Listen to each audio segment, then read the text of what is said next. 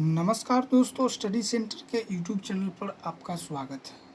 आज हम लोग गणित के 5 अति महत्वपूर्ण प्रश्न को शॉर्ट ट्रिक से बनाने का प्रयास करेंगे, जो आगामी सभी परीक्षाओं में बहुत ही महत्वपूर्ण और बार बार पूछे जाने वाले प्रश्न हैं।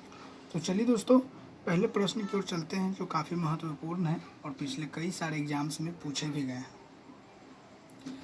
अमित 15 किलोमीटर पूरब की ओर जाकर बाएं घूमता है और 5 किलोमीटर की दूरी तक चलता है। वह फिर से बाएं घूमता है और 15 किलोमीटर की दूरी तक चलता है। अमित आरंभिक स्थान से कितनी दूर है?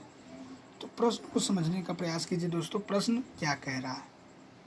कह रहा है कि अमित जो है वो पूरब की ओर 15 किलोमीटर चला, ठीक है। अब यहाँ से वो फिर बाएं घूमता है और 5 किलोमीटर चलता है,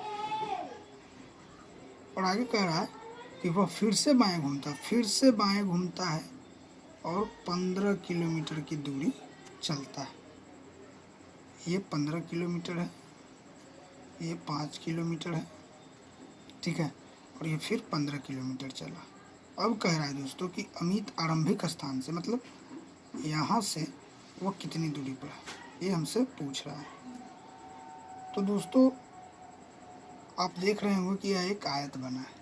तो आयत में हम लोग क्या जानते हैं कि आमने सामने की भुजा बराबर होती है।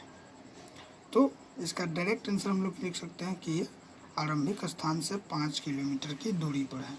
तो देखेंगे 5 किलोमीटर किस ऑप्शन में है, तो ऑप्शन नंबर सी जो है वो सही हो जाएगा। तो मैं उम्मीद करता हूँ दोस्तों यह प्रश्न आप लोगों को बहुत अच्छे तरीके से समझ में आ गया होगा, और यदि इस प्रकार के प्रश्न आपके एग्जाम्स में पूछे जाते हैं तो आप बहुत ही आसानी से सॉल्व कर सकते हैं। चलिए दोस्तों, नेक्स्ट प्रश्न की ओर चलते हैं। हमारा अगला प्रश्न है, यदि किसी वस्तु पर 25% छूट दी जाती है तो 25% लाभ प्राप्त होता है। यदि 10% छूट दी जाए तो लाभ प्रतिशत होना चाहिए। कह रहा है कि 25% का अगर छूट दिया जाता है तो 25% का लाभ होता है। तो अब कह रहा है कि यदि 10% का छूट दिया जाए तो लाभ प्रतिशत क्या होगा। तो बहुत ही सिंपल है दोस्तों। हम लोग मान लेंगे दोस्तों कि वस्तु को 100 रुपया में बेचा गया, ठीक है, 100 रुपया में बेचा गया। तो इसका मतलब क्या हुआ कि क्रयमूल्य यहाँ से हम लोग निकाल लेंगे। तो क्रयमूल्य बराबर क्या हो जाएगा, 100 गुना में 25% का छूट, मतलब 75% पे दिया गया, फिर भी लाभ क्या हो रहा है 25%। इसको आप कटा लीजिए, 25 या 75, 25 पचे 25 से 20 पचे 100, यानी क्रयमूल्य क्या आ जाएगा 60 रुपये आ जाएगा, ठीक है। अब कह रहा है दोस्तों कि अगर 10% छूट दिया जाए तो कितना लाभ होगा। तो क्या करेंगे, 90 माइनस 60 बटा में 60 गुना में 100, यानी 30/60 गुना में 100। 30 दूना को 60, 50 दूना को 100, यानी जब 10% का छूट दिया जाएगा तो लाभ जो है वो 50% हो जाएगा। तो देखेंगे 50% किस ऑप्शन में है, तो ऑप्शन नंबर बी जो है सही हो जाएगा। तो मैं उम्मीद करता हूँ दोस्तों यह प्रश्न भी आप लोगों को बहुत अच्छे तरीके से समझ में आ गया होगा, और यदि इस प्रकार के प्रश्न आपके एग्जाम्स में पूछे जाते हैं तो आप बहुत ही आसानी से सॉल्व कर सकते हैं। चलिए अगले प्रश्न की ओर चलते हैं। हमारा अगला प्रश्न है, मैंने एक बिल का 3/5 भाग भुगतान किया है। यदि बिल का ₹400 अब भी शेष है तो बिल की कुल रकम कितनी थी। तो प्रश्न बहुत ही सिंपल है दोस्तों।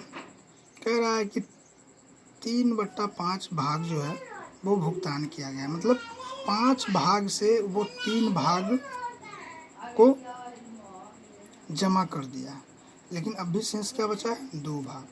तो 2 भाग किसके बराबर हो जाएगा 400 के। तो एक भाग क्या हो जाएगा 200। अब हमसे 5 भाग पूछ रहा है तो 5 गुना में 200 यानी 1000, यानी बिल का जो कुल रकम है दोस्तों वो 1000 रुपये है। तो देखेंगे 1000 रुपये किस ऑप्शन में है, तो ऑप्शन नंबर सी जो है वो सही हो जाएगा। तो मैं उम्मीद करता हूँ दोस्तों यह प्रश्न भी आप लोगों को बहुत अच्छे तरीके से समझ में आ गया होगा, और यदि इस प्रकार के प्रश्न आपके एग्जाम्स में पूछे जाते हैं तो आप बहुत ही आसानी से सॉल्व कर सकते हैं।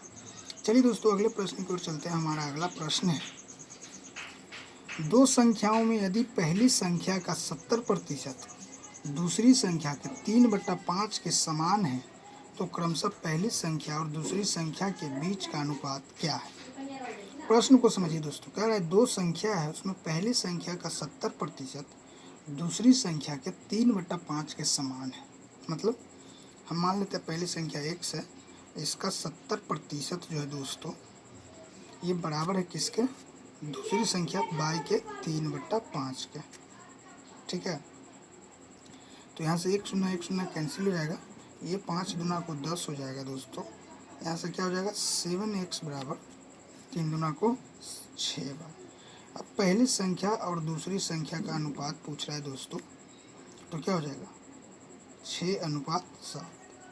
तो इसका राइट आंसर क्या हो जाएगा 6:7। देखेंगे 6:7 किस ऑप्शन में है, ऑप्शन नंबर डी सही हो जाएगा।